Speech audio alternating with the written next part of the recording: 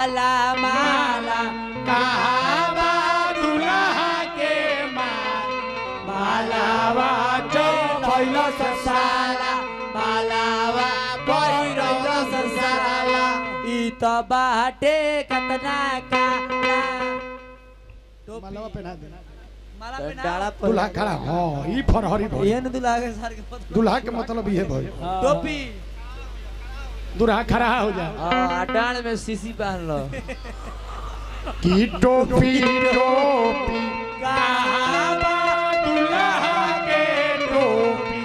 जल्दी से पहिरावा टोपी टोपी लेके भागल धोबी